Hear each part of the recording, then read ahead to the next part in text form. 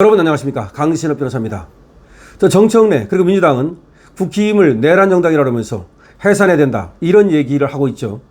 그러나 정작 해산해야 할 당은 민주당이라는 겁니다. 시민단체 서민민생대책위원회가 민주당의 해산을 요구하고 나섰습니다. 왜 그렇습니까? 바로 대북 송금 800만 달러를 한 이재명이 속해 있는 당이고, 그런 이재명을 대통령으로 만든 당이기 때문이죠. 이재명은 애완죄를 범했다는 것이 서민민생대책위원회의 주장입니다. 800만 달러를 보내가지고 그 돈으로 항무기 만들고 그 돈으로 미사일 만들고, 그거 아닙니까?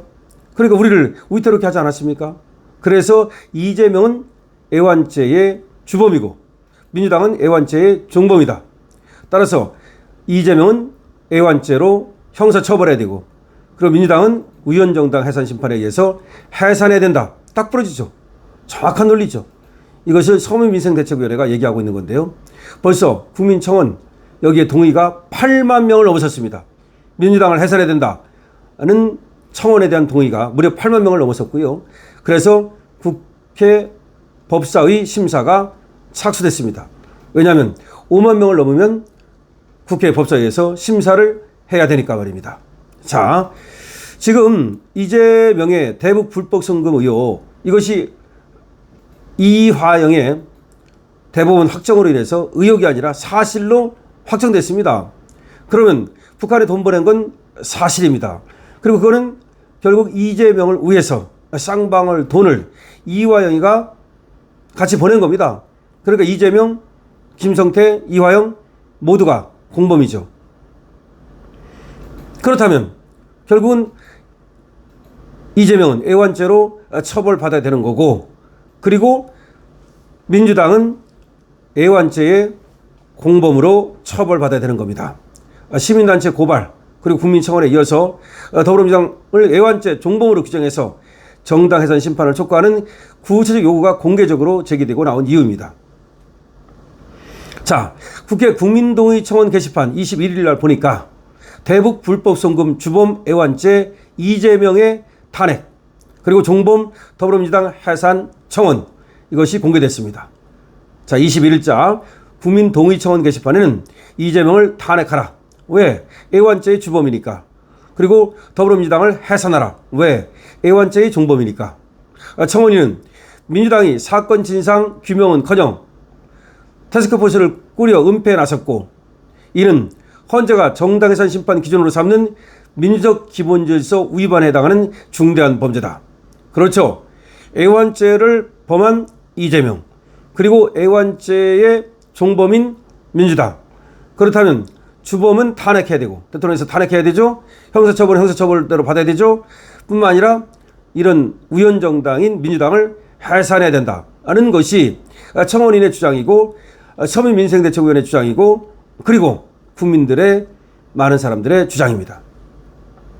특히 청원인은 말이죠, 민주당은 더 이상 공당이 아니라 애완당으로 전락했다. 애완당 뭡니까? 애완죄를 범한 당으로 전락했다. 헌법 제8조 제4항에 따라 해산 심판 청구가 불가피하다. 이렇게 주장을 한 겁니다. 그러니까 민주적 기본질서에 위배하는 정당, 민주적 기본질서에 위배하는 행동을 한 정당, 이런 정당은 헌법 제8조 4항에 따라서 해산하도록 되어 있거든요. 따라서 민주당을 해산해야 된다. 이재명 탄핵, 그리고 민주당 해산이라고 하는 중요한 얘기가 터져나오기 시작한 겁니다.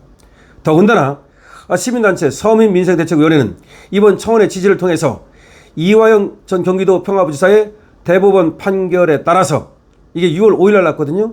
대법원 판결이 6월 5일 날 확정됐습니다. 이재명 대통령의 애완죄가 성립됐다고 주장합니다. 서민민생대책위원회 대단합니다. 이미 이화영이 대법원에서 확정 판결을 받지 않았냐? 그렇다면 이재명의 애완죄는 성립됐다. 확인됐다.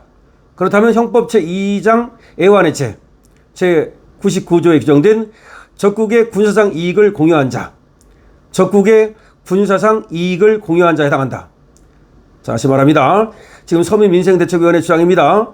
이미 이화영이가 6월 5일 날 대법원에서 돈을 북한에 준 거 확정 판결 났다.